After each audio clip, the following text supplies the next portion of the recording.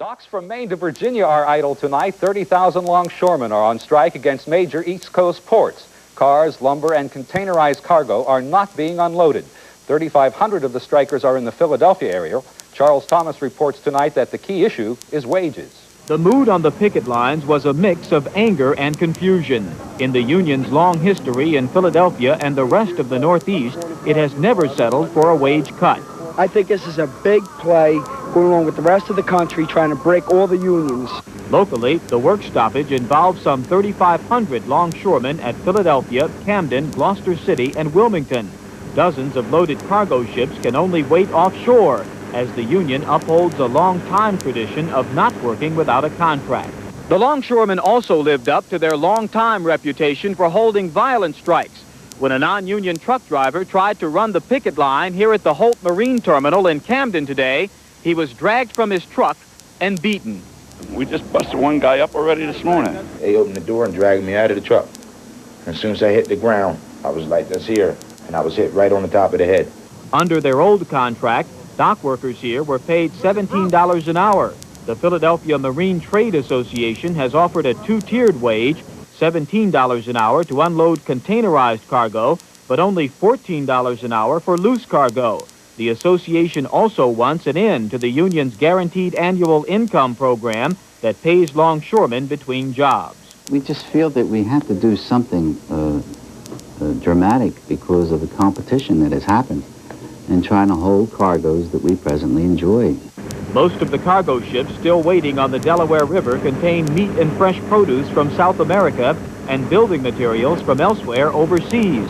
The union vows that none of it will land until the strike is settled. They know things are tight, and they know that they'll get scab labor to work if they could. If we let them, and we're not going to let them. On the waterfront, Charles Thomas, the 10 o'clock news.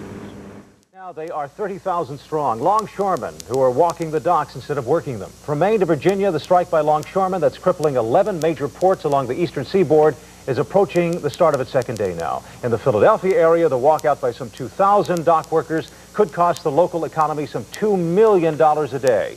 In New York today, it was more than just cargo being stalled by the strike. Passengers on the luxury liner, the QE2, Queen Elizabeth II, had to carry their own bags when they got home from their vacation cruises because nobody was crossing the picket lines. And at the docks in Gloucester City, New Jersey, longshoremen picked up picket signs today instead of cargo coming in from the Delaware River. Now, what's the impact of this strike throughout our area tonight? Well, two of the biggest ports are closed down, Wilmington and Philadelphia. Ann Devlin begins our Channel 10 team coverage tonight from the Port of Philadelphia. Yes, I'm angry.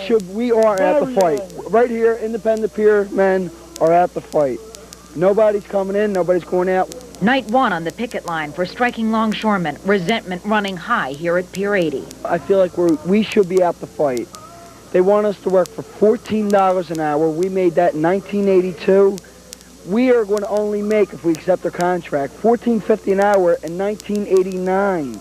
The contract that expired yesterday guaranteed longshoremen an annual salary of $25,500, whether they worked or not.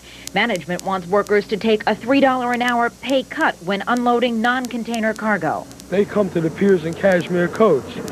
Well, I come to work like this, and they are making money. But port officials argue Philadelphia has lost business in recent years because of high labor costs, failure to modernize, and the long-distance ships have to come upriver to unload here. The striking longshoremen here say one of their biggest problems is from their non-union competition along the East Coast. Worrying those non-union terminals will profit from the strike, one local president urges his membership tonight to work shipments of perishable food. We have other ports who are trying to get the perishable goods from us, and if we are going to be so foolish as to strike things that we normally work, I think that we might have to pay for that. Strikers tonight worry how this one's going to last. They say there's no going back now, though, especially when it comes to their salaries. On Delaware Avenue, Ann Devlin, Channel 10 News Update. This is Chris Long, and this is the Port of Wilmington. There was work being done here today, but only by warehousemen, not affected by the walkout. These are one-ton rolls of newsprint being loaded onto train cars. It will end up as your local newspaper, including the Inquirer and the Daily News. These rolls were offloaded from this huge barge before the strike began. But for now, the rolls that remain on board cannot be offloaded. Canadian Captain Cecil Kilfoy's tugboat is hooked to the barge. What do you and your tugboat crew do? Just wait? Well, we're waiting, I don't know how long. It's up to the company in St. John when he wants to tell us to leave. We'll probably wait for a few days just to see what'll happen. Wilmington's port is small, but it's growing in volume year by year. In 1985, 2.8 million tons of products came in here, an increase of 11% over previous years. It's also a major entry spot for fruit, mainly from Costa Rica. Tons of bananas come into this Del Monte terminal. Diane Jaron hopes that the strike won't last long. She was shutting down her snack wagon at the port today. Philadelphia's waterfront explained to dock workers their present contract has been extended 45 days. Negotiations will continue during that period. Most of the longshoremen were relieved the long strike has been averted, at least We're very glad that we had the chance to get back to work and talk while we are working, but we just like to send a message that if the $17 doesn't stick, then we will be back here again on November 15th or whenever the extension expires. Money is the big sticking point in the contract talks, with management wanting the workers to take a cut in hourly wages. Meanwhile, you return to work even though a settlement has not been reached. The present contract, we understand, will stay in effect while talks continue.